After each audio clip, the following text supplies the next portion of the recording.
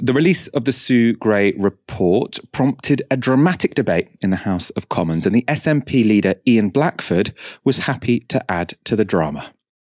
The Prime Minister has told the House that all guidance was completely followed. There was no party. COVID rules were followed and that I believed it was a work event. Nobody believed him then. And nobody believes you now, Prime Minister. Yeah. That is the crux. No ifs, no buts. He has willfully misled Parliament. It's bad enough. Order! Inadvertent misled the House would be acceptable. Misled the House is not acceptable. Withdraw inadvertent.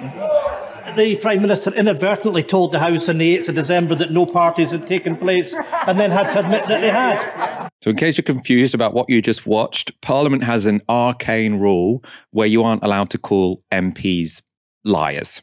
That obviously seriously limits anyone who wants to speak frankly and honestly about the Prime Minister, but the rule still stands. And you saw there Blackford stepping back from the brink. He accepted the Speaker's suggestion to say that Boris Johnson had only inadvertently misled the House, i.e. it wasn't necessarily intentional. That wasn't the end of the story, though. The public know this is a man they can no longer trust. He has been investigated by the police. He misled the House. He must now resign. Order. You'll have to withdraw that last comment. Mr. Speaker, I gave the evidence of the 8th of December. Order. You're going to have to withdraw misled. Mr. Speaker, the Prime Minister has misled the House. Unless you withdraw, I will have to stop, and that's not good. Just withdraw the words. I am standing up for my constituents that know that this Prime Minister has lied and misled the House. Give me the paper. Give me the paper. Inadvertently misled. I'll give you one more chance. As leader of the SNP, I don't want to have to throw you out. I'm going to give you this chance. Please. Please to power. That man has misled the House.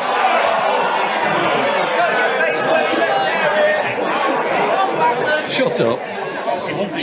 I'm sorry it's come to this, and I'm sorry that the leader of the party has not got the decency to just withdraw those words in order that this debate can be represented by all political leaders.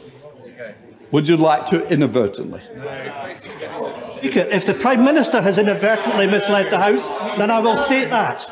Right, we're going to leave it at that. No, that was all pretty ridiculous. I remember watching that live thinking, surely Ian Blackford is trying to get kicked out because that's a great headline. You call Boris Johnson a liar. Everyone thinks he's a liar. If you get kicked out of Parliament, that's not a big problem. But then after that entire standoff, he sort of stands up and says, oh, no, he did inadvertently leave the House. He's then able to stay in the House of Commons. He doesn't get kicked out. But then 5 minutes later, this happened. Can I just say, I take it the honourable member has withdrawn it, the right honourable member. That the Prime Minister may have inadvertently misled the House. Order. To help the House, you withdrawn your earlier comment and replaced it with inadvertently. It's not my fault if the Prime Minister can't be trusted to tell the truth. Under the power given to me by Standing Order number 43, I order the honourable member to withdraw immediately from the House. From the House. It's all right, we don't need to bother.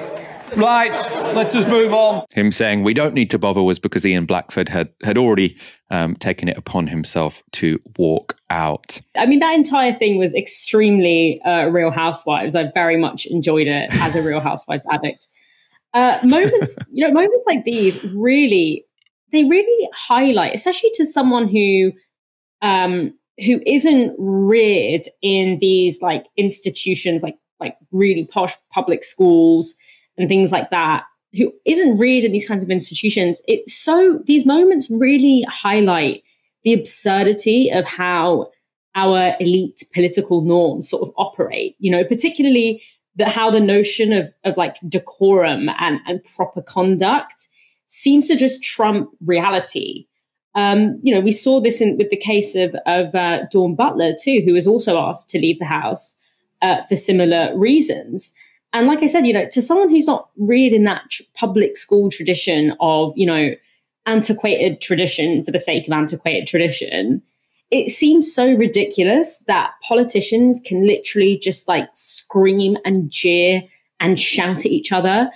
And that's fine. They can also kind of blatantly lie to the House, avoid key questions that are being asked of them. They can, from what we saw from Boris today, deflect from things that are being asked of them by, throwing out just these random, bizarre things like saying that, Keir Starmer deliberately didn't prosecute Jimmy Savile, or implying that he neglected to prosecute Jimmy Savile, or that the Labour front bench, take drugs, which I think he sort of implied at one point.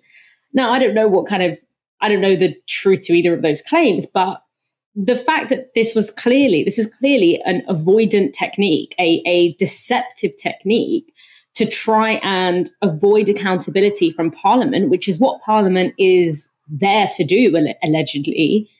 Those things aren't considered to be a violation of protocol and decorum. But when someone stands up and say, hey, you're lying right now, or you lied when you said this, it's considered such a violation that you actually get expelled out of the House. And when you look at that objectively, it just seems, what it tells me is that these ideas of protocol and conduct are much more geared towards protecting the reputations of the powerful and the authority of the powerful, rather than actually making Parliament a place where politicians have to authentically and to the best of their ability answer to the concerns of the public through their elected representatives. That's what Parliament is actually, if you strip it down to its bare basics, that's what Parliament is actually meant to do. And yet it's the job of the Speaker as the enforcer of Parliament, or the regulator or whatever, rather than to ensure that happens and ensure that you can't just avoid the question, you can't just kick the can down the road, you have to actually answer the concerns that are being brought to you.